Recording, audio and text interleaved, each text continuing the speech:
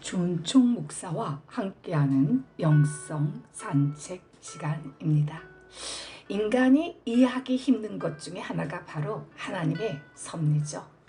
하나님의 섭리를 이해하지 못할 때 우리는 늘 원망과 불평을 합니다.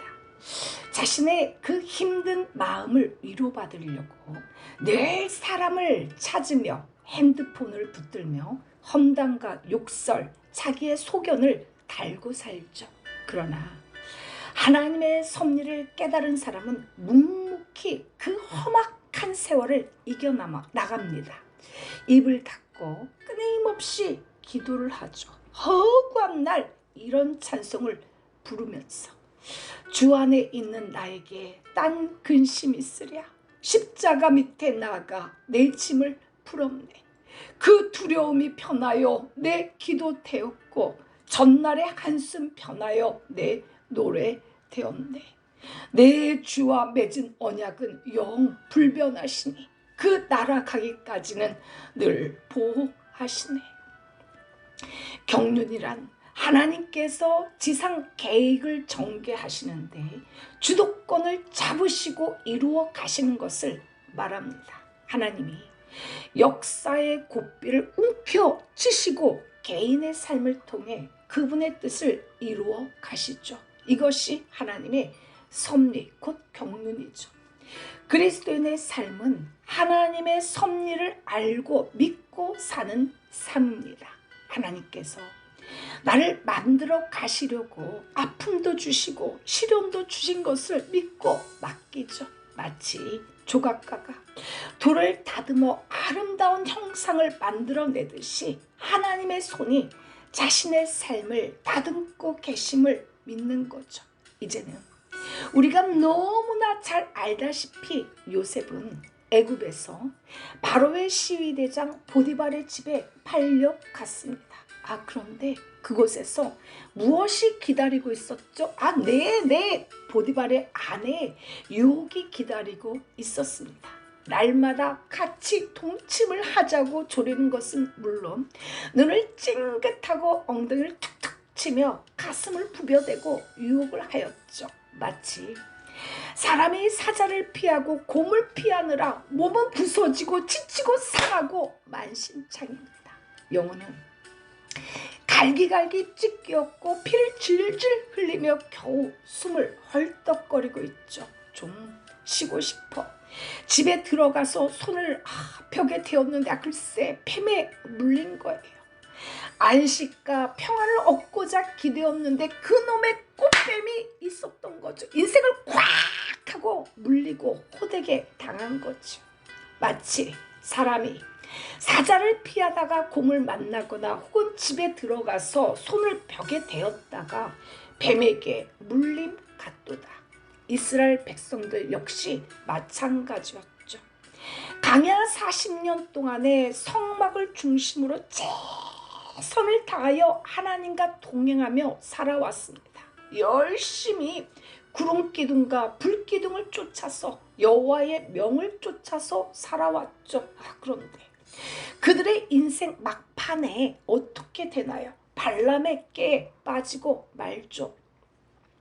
민수기 발람과 발락의 이야기는 민수기 22장에서 24장에 등장하죠. 모압왕 발락이 당시 탁월한 선지자였던 발람을 통해 이스라엘을 저주하도록 합니다. 바로 요단강을 건너 약속의 땅에 들어가기 직전이죠. 그런데 발람이 입을 열면 저주가 나오는 것이 아니라 여호와께서 그에게 주신 축복의 말이 나올 뿐이었죠. 하나님은 계속해서 그에게 축복을 명하시는데 모압왕 발락이 돈으로 발람을 막 꼬십니다.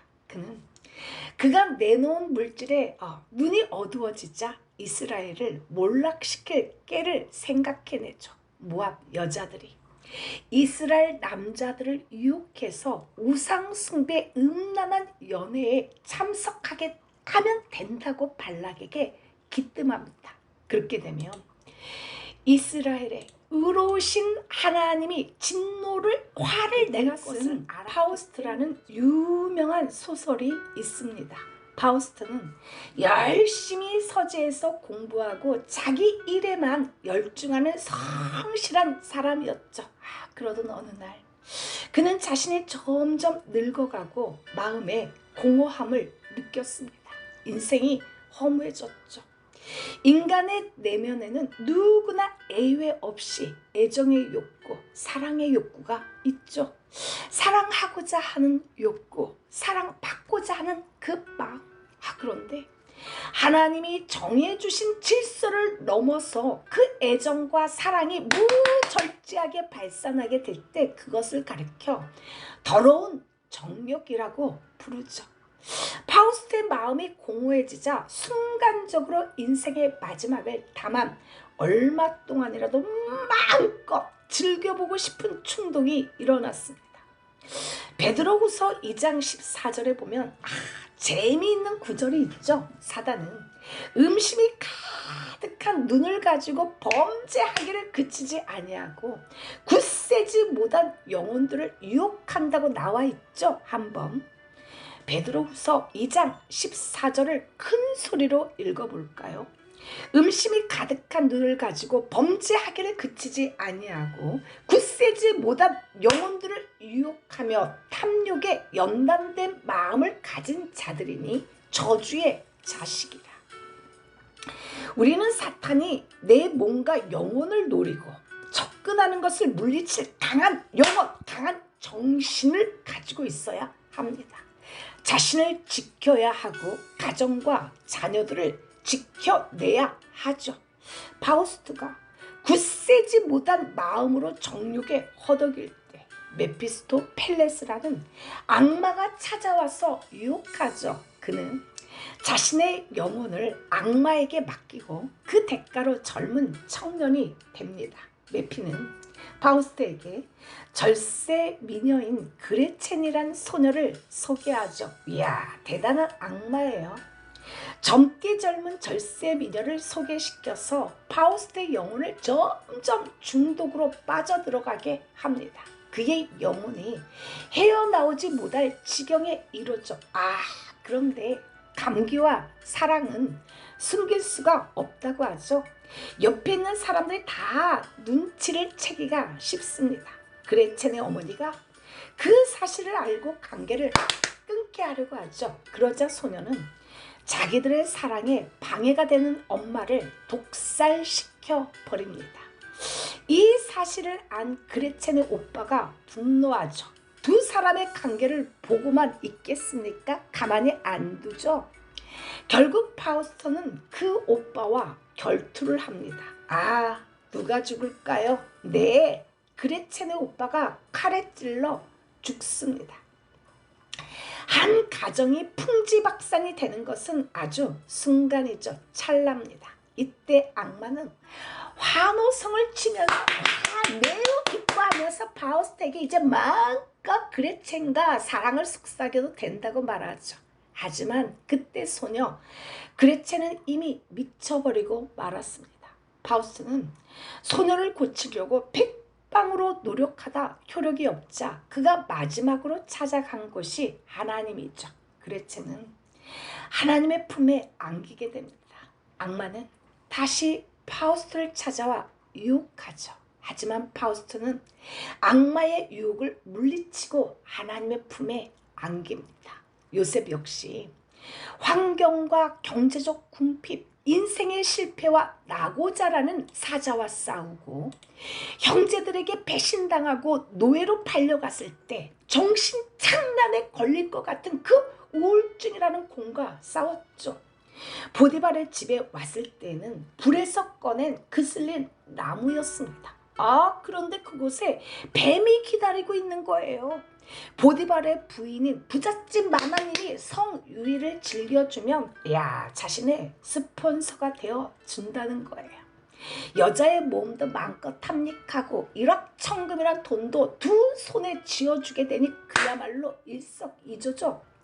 젊은 남자가 농염한 여자에게 빠져드는 것은 그야말로 한순간입니다. 더군다나 한참 피가 끓는 젊디 젊은 청춘이죠. 그 힘든 환란의 시기에 따뜻한 여자의 품에서 안식도 취하며 그 얼마나 좋을까요? 야, 5년의 세월이 구름 속을 거니는 황홀감 속에서 막 지나갔겠죠. 죽음을 생각할 정도로 괴로운 나날 속에 인생에 살아갈 힘을 주는 티라미수와 같은 치즈케이크와 같은 달콤함이었을 것입니다.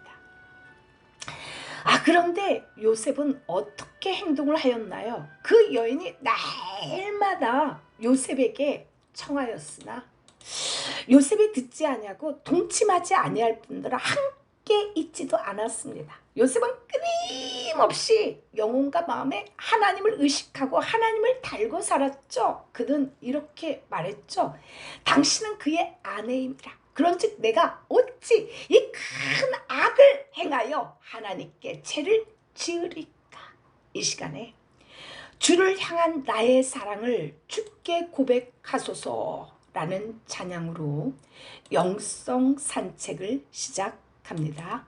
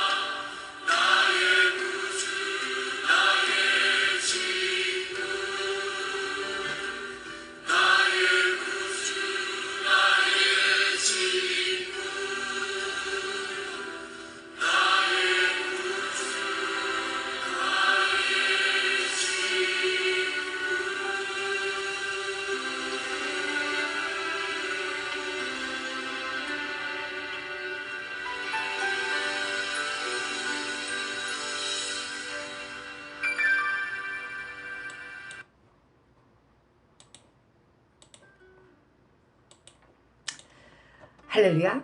하나님의 역사가 이 땅에 펼쳐지는데 의인만이 사용되는 것은 절대 아니죠. 때로는 나의 인생에 너무나 뜻밖의 악인들이 등장되고 그들의 행동에서 상처를 받고 괴로워합니다. 마음속에서 수십 번을 미워도 해보고 때려 죽여도 시원찮을 그런 못된 인간으로 인하여 내 영혼이 병들고 볶이기 시작하죠. 그러면서 하나님의 말씀 때문에 원수 갚는 것은 하나님께 있습니다를 수십 번 되뇌이면서 하나님의 손에 의탁을 합니다.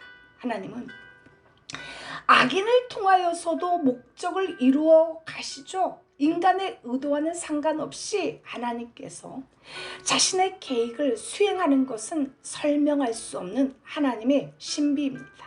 그러나 솔직히 우리가 숨겨진 하나님의 거룩한 목적을 이루기 위하여 악인의 손에 고통을 받는 것은 당황스럽고 어려운 일임에 틀림없습니다.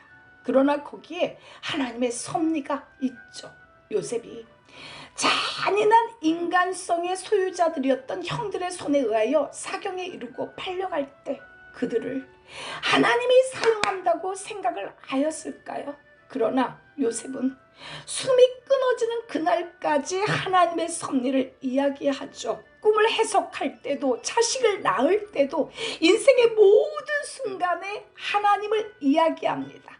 요셉은 여자 문제로 유혹에 빠질 수도 있었습니다. 사람이 제일 넘어지기 쉬운 문제는 돈과 여자, 명예죠. 그러나 요셉은 그 유혹을 거절하고 감옥으로 걸어 들어갑니다. 그는 절망 가운데서도 포기하지 않았죠. 하나님의 선하신 인도를 기다리며 성실하게 살았습니다. 인내로서 억울함을 감수하고 기다렸죠. 그의 기다림은 실로 길었고 그 기다림의 시간들은 참혹했지만 하나님의 인도하심을 더 강하게 믿었습니다. 노예 생활에서도 그리고 억울한 누명을 쓰고 감옥에 갇혀 있을 때도 그의 믿음이 흔들리지 않았죠. 내 영혼아 어찌하여 낭망하며 어찌하여 내 속에서 불안하여 하는고 너는 하나님을 바라라. 요셉은 환경을 바라보는 사람이 아니었죠. 그는 환경 너머에서 역사하신 하나님 오직 하나님만을 바라보았습니다. 하나님이 요셉의 그릇을 만드셨죠. 그가 이제 막강한 권력을 가지게 되었고 꿈에도 상상할 수 없는 엄청난 일이 그에게 이루어졌습니다. 당시의 최고의 강대국이었던 지금의 미국과 같은 애굽 제국의 최고의 권력자인 왕이 있었지만 실질적인 권력은 왕이 요셉에게 다 이름에 주었기 때문에 그의 권력은 하늘을 찌를 듯이 막강했죠. 그러는 어느 날 그의 눈에 아주 그냥 초라하게 보이는 10명의 외국인들이 눈에 띄었습니다. 그들의 복장을 보면서 한눈에 팔레스타인에서 온 사람인 것을 알 수가 있었죠. 그의 생을 그토록 비참하게 만들었던 그 장본인들이 눈앞에서 왔다 갔다 한 것이었죠. 그들이 요셉의 발 아래 엎드려 절을 하였습니다. 와, 세상에 이런 일이. 요셉은 깜짝 놀랐죠. 가만히 어렸을 때 하나님이 주신 해와 달의 별의 꿈을 생각하였습니다. 애굽의 실권자가 되게 하시기까지 자신을 빚으시고 만들어 가신 하나님의 섭리를 생각하였죠. 너를 괴롭히던 자의 자손이 몸을 굽혀 내게 나오며 너를 멸시하던 모든 자가 내 발 아래 엎드려 너를 일컬어 여호와의 성읍이라 이스라엘의 거룩한 이의 시온이라 하리라. 이 시간에 한 번 더 주님 고대가 한 곡 올려드립니다.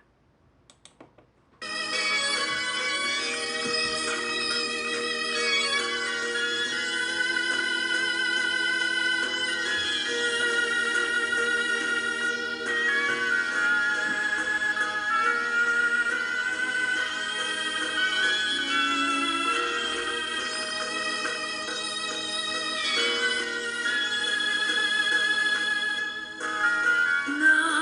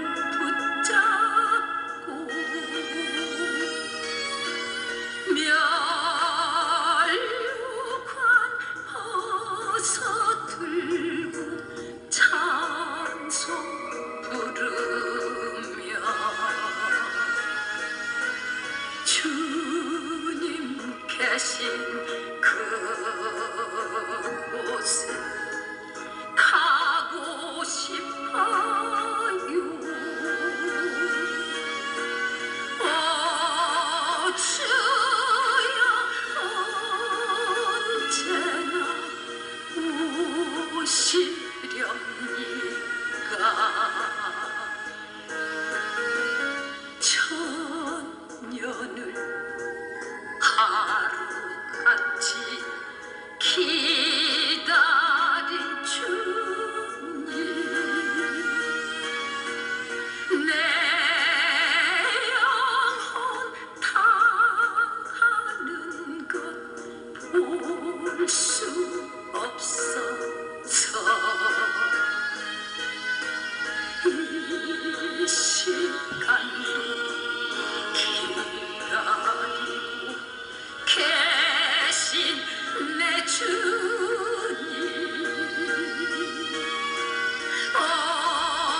주여 이 시간에 오시옵소서.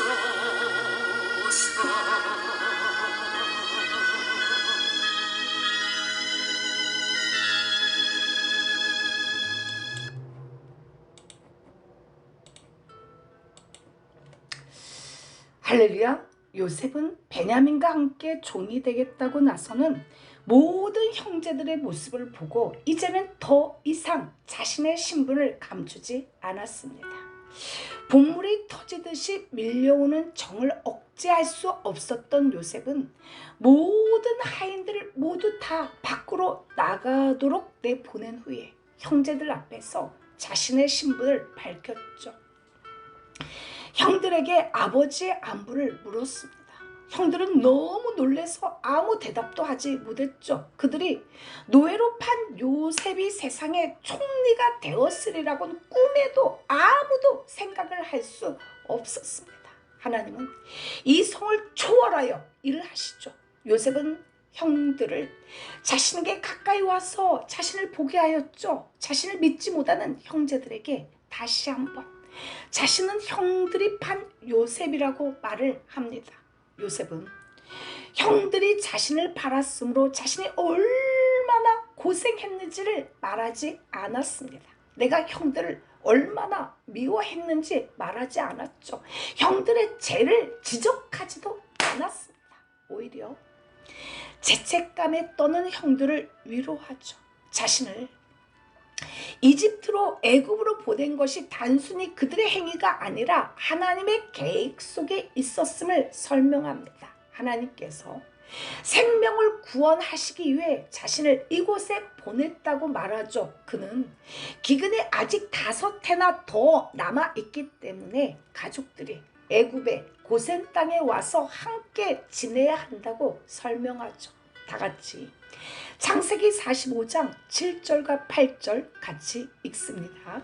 하나님이 큰 구원으로 당신들의 생명을 보존하고 당신들의 후손을 세상에 두시려고 나를 당신들보다 먼저 보내셨나니 그런즉 나를 이리로 보낸 이는 당신들이 아니요 하나님이시라. 하나님이 나를 바로에게 아버지로 삼으시고 그 온 집의 주로 삼으시며 애굽 온 땅의 통치자로 삼으셨나이다. 우리는 나에게 해와 괴로움을 주는 인간을 미워하고 증오하죠. 낮에는 바빠서 잊어버렸던 아픔들을 밤마다 꺼내어 되새기고 우울하고 정신이 병들어갑니다. 그러나 그들의 배신을 통하여 하나님은 나를 강하게 연단하시어 하나님 나라의 구원과 선교를 위해서 사명을 감당하게 하신다는 사실을 생각해 보았나요? 요셉의 생애는 예수님의 생애처럼 아름답죠. 요셉의 생애가 어떻게 아름다운 삶이 되었을까요? 그것은 바로 용서할 수 없는 인간을 용서하고 오히려 그들을 기근에서 구하죠. 요셉의 이야기는 창세기의 꽃이요 열매입니다. 스데반은 순교 직전의 한 설교에서 요셉을 그리스도의 모형으로 증거하고 있죠.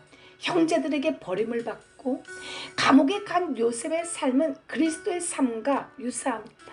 예수님도 유대인과 종교 지도자들에게 버림을 받아서 십자가에서 죽죠. 그러나 하나님이 예수님을 다시 살리셔서 예수 그리스도를 통하여 만민의 구원 역사를 이루어 가십니다. 지금 현재 당신의 가족은 어떤가요? 롯이 사로잡혀 간 것처럼 당신의 배우자가 바벨론의 음녀에게 사로잡혀 갔나요? 그 사람을 폐기 처분하고 버릴지 바벨론의 음녀에게서 꺼내와 용서하고 새 사람으로 복귀시키는 일은 당신의 선택에 달려 있습니다. 예수님은 누가복음 7장에서 시몬에게 탕감과 관련한 이야기를 들려주죠. 빚 주는 사람에게 하나는 500데나리온을 다른 하나는 50데나리온 하루 일당에 해당하는 품값을 빚지고 있었습니다. 단순히 비교해도 두 사람의 빚은 10배 차이가 나죠. 이 두 사람이 갚을 능력이 없음을 알고 모두의 빚을 탕감해 주기로 합니다. 이 이야기를 하시고 예수님은 시몬에게 탕감받은 두 사람 중에 누가 더 탕감해 준 자를 사랑하겠느냐라고 물으시죠. 시몬은 당연히 많이 탕감받은 사람요 라고 대답합니다. 탕감은 카리스, 은혜에서 유래된 말로 값없이 주다, 잘 돌봐주다, 은혜를 베풀다, 용서하다란 의미를 가진 단어죠. 우리말도 탕감은 세금이나 빚 따위를 덜어주거나 모두 없애줌이란 의미를 의미하죠. 채무탕감의 경우 채무자가 변제할 능력이 되지 않을 때 금융권에서 개인 회생을 돕기 위해 실시하기도 하죠. 형 집행을 정지하고 대사면을 하는 경우도 탕감에 해당하죠. 성경에 나오는 탕감은 죄인의 죄를 묻지 않고 용서하고 사면해 주시는 하나님의 사랑을 표현하는 용어입니다. 외도하는 사람들의 특징이 있습니다. 지금 외도를 하고 계시는 분들은 잠시 기분이 나빠도 끝까지 들어보십시오. 오히려 예수님이 당신에게 생명과 빚 회복을 안겨다 주실 것입니다. 불륜은 인간성의 상실이죠. 어떤 범죄자나 사기꾼도 자기 가족을 상대로 범죄를 저지르는 짓은 않습니다. 그런데 바람은 처음 한 번이 가장 어렵지 그 다음부터는 과도한 도파민이 편도체, 뇌축 두엽 내측에는 신경핵의 그 집합체를 마비시켜서 불안과 두려움, 죄책감을 둔감하게 만듭니다. 그래서 알코올 중독, 도박 중독처럼 욕망에 중독되게 되죠. 어떤 사람은 나를 외롭게 해서 술을 먹어서 배우자에게 매력을 느낄 수가 없어서 배우자와의 관계에서는 재미를 느낄 수가 없어서 너는 가족과 하냐? 상대방이 유혹해 왔기 때문에 첫사랑을 다시 만나서 등등등 불륜을 합리화합니다. 또한 외도의 문제로 상담하고 위로해주다 보면 불륜에 빠지는 사람들도 허다하죠. 더군다나 교회 중직자들 사이에서도 그 여자에게 너란 여자와 한번 살아보고 싶다 라고 고백하고 실제로 바람이 난 경우도 참 많이 봤습니다. 근데 바람이 난 사람들의 말을 들어보면 그 말들이 참 개변에 가깝습니다. 베드로 후서 2장 10절을 큰 소리로 다 같이 읽어볼까요? 육체를 따라 더러운 정욕 가운데서 행하며 주관하는 이를 멸시하는 자들에게 특별히 형벌하실 줄을 아시느니라. 이들은 담대하고 고집하여 떨지 않고 영광 있는 자를 회방하거니와. 육체를 따라 더러운 정욕 가운데서 행하며 주관하는 이, 즉 하나님을 멸시하죠. 악행가 하나님에 대한 멸시는 어깨동무와 같습니다. 하나님의 권위는 절대적이죠. 그런데 음란을 저지르고 이런 사람들은 담대하고 고집하여 떨지 않고 영광 있는 자를 회방합니다. 그뿐만이 아니죠. 그들은 민주당, 국민의힘이 아닌 니골라당에 속해 있습니다. 이 시간에 하나님 아버지 주신 책은 귀하고도 중하신 말씀일세. 한 곡 듣고 계속합니다.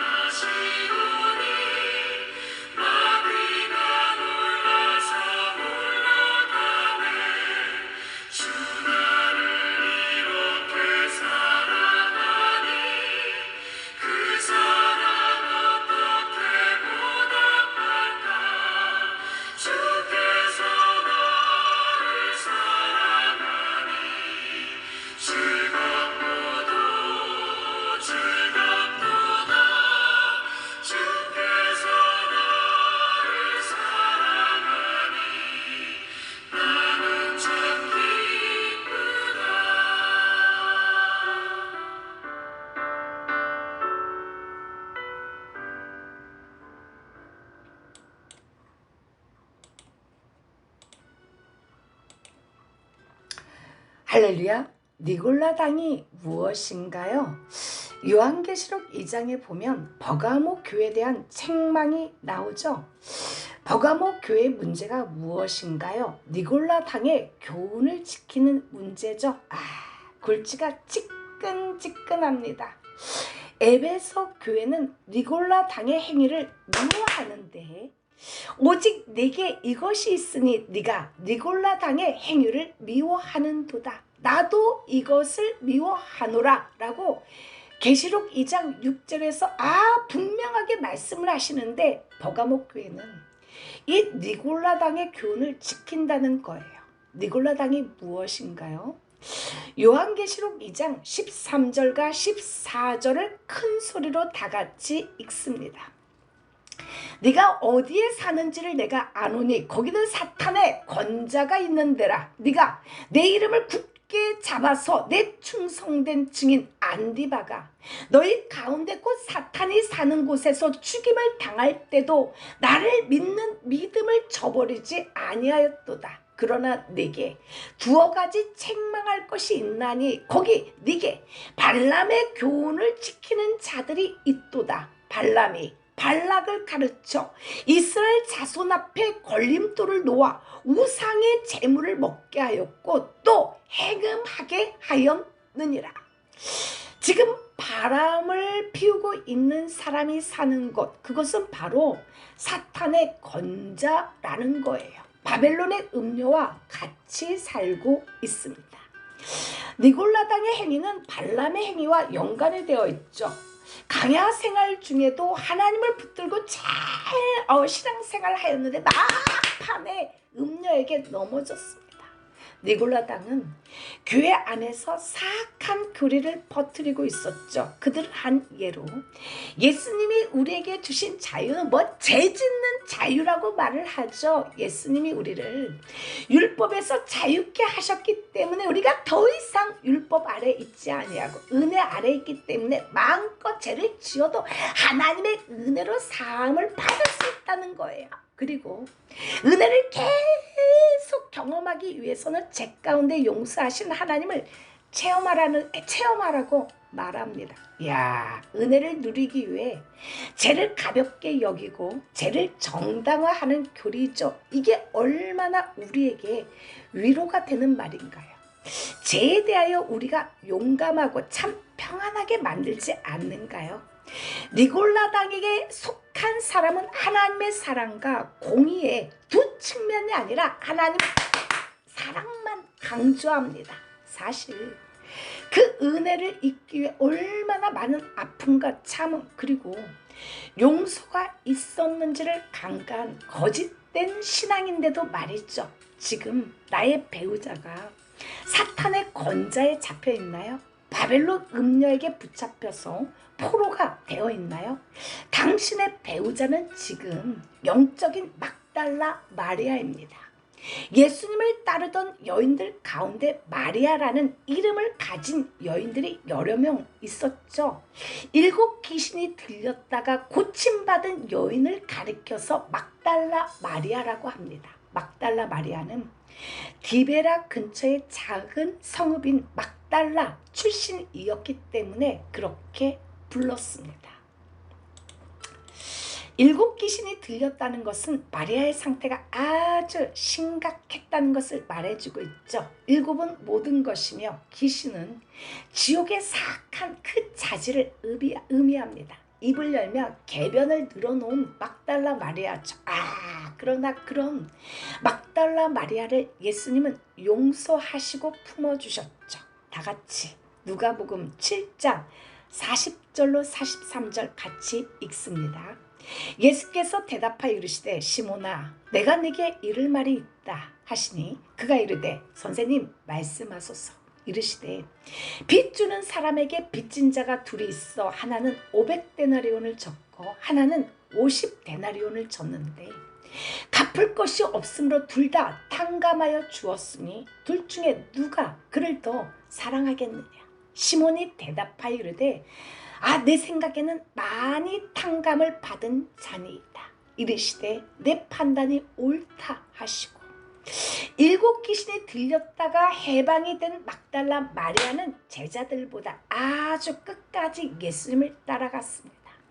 당신의 용서하고 품어주고 사랑한 당신의 배우자 역시 그 누구보다도 막달라 마리아처럼 끝까지 예수님을 따라가는 정말 멋진 사람이 될 것입니다. 그것은 오로지 당신의 손에 달려있죠. 내가 그를 품어주고 용서할 수 있느냐는. 예수님이 십자가에 달려 돌아가신 그날 밤이었습니다. 태양도 빛을 잃고 어둡고 캄캄한 밤이었죠. 다 주를 버릴지라도 자기는 절대로 주를 떠나지 않겠다고 했던 그 베드로도 그 자리에 없었죠. 십자가의 자리를 지키지 못하고 예수님을 저주하며 부인하였습니다. 오병이어로 줄임배를 채워주셨을 때 왕이 되어달라며 요청했던 무리도 이제 예수가 아니라 바라바를 놓아달라고 외치죠. 예수님은 마지막 가쁜 숨을 몰아쉬며 엘리 라마 사막다나이, 나의 하나님 나의 하나님 어찌하여 나를 버리시나이까 하는 그 애달픈 순간 막달라 마리아는 십자가 처형을 당하는 예수님을 바라보며 그 자리를 지키었죠. 하염없는 눈물을 흘리며 예수님의 고통과 죽음을 지켜봤습니다. 잠도 못 자고 먹지도 못하고 입은 터져서 부르트고, 그러나 나를 붙잡아 주신 예수님을 참아 놓을 수가 없었습니다. 나의 생명을 내어놓고 내가 대신 예수님을 위해 죽을 수만 있다면, 막달라 마리아는 안식 후 첫날 새벽 미명에 제자들보다 더 빨리 무덤에 나가 부활하신 예수님을 처음으로 만났죠. 그 사실이 아주 고스란히 요한복음에 기록되는 영예를 얻었습니다. 무덤이 텅 비어 있었죠. 막달라 마리아는 예수님이 다시 살아나셨다는 것은 생각하지도 못하고 누군가 시신을 훔쳐갔다고 생각했죠. 예수님은 네가 지금 무엇 때문에 울고 있느냐 물으시면서 죽음의 그 슬픔에 눌려있는 막달라 마리아를 부활의 기쁨으로 회복시켜 주셨죠. 당신은 무엇 때문에 울고 있나요? 하나님 자리에 두었던 남편과 자식, 명예와 돈을 잃었다고 통곡하고 있나요? 내가 어떻게 키운 자식인데, 내가 어떻게 뒷바라지한 남편인데 하면서 아직도 없어진 것 때문에 울고만 있는가요?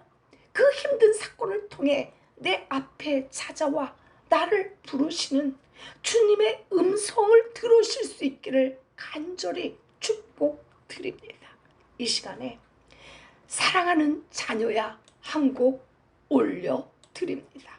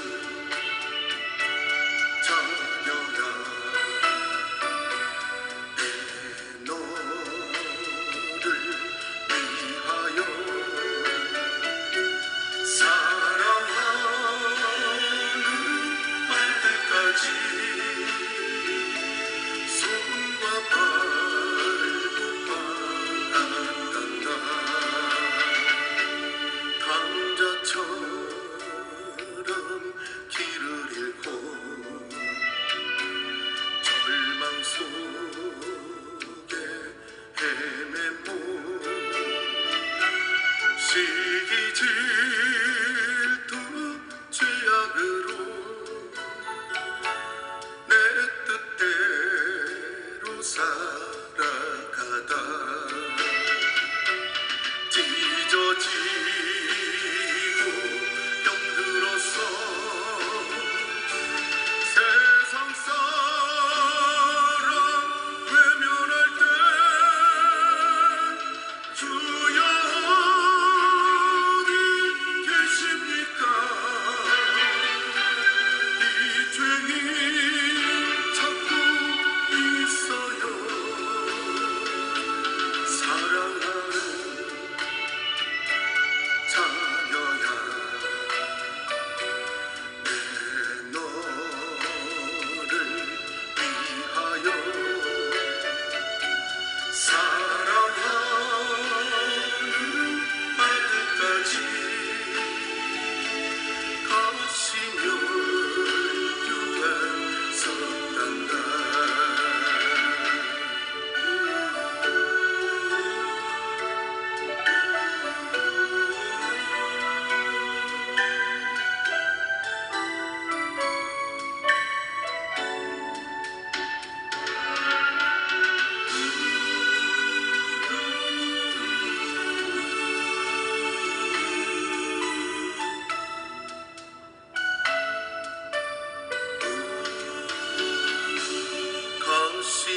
가시밭길 죄악길에 병든 모소주 하다고 세상 부귀 쫓아가다 나의 영원 썩어갔네.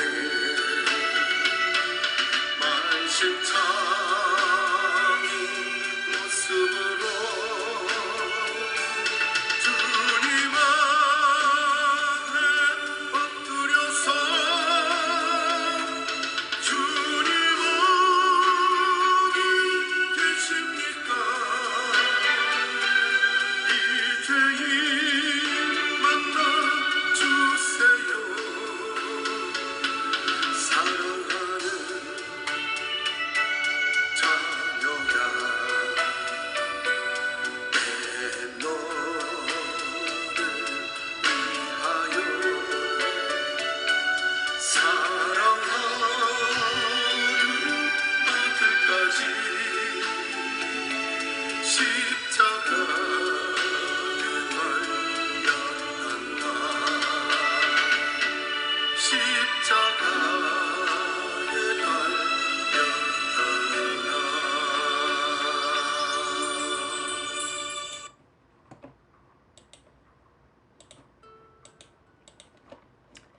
할렐루야. 하나님은 속이는 자, 가늠한 자, 연약한 자, 멸시받는 자들을 통해 예수 그리스도의 영적 계보를 이어 오셨습니다.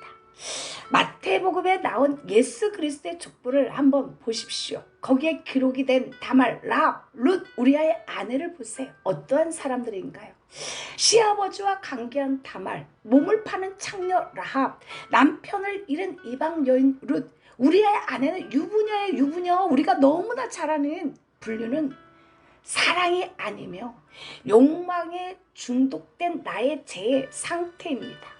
죄와 수치를 드러내고 회개할 때, 영적인 막달라 마리아를 용서할 때 우리 주님은 가정을 회복시키시고 영적 계보에 그 이름을 다 올려주실 것입니다. 요셉은 고백하죠.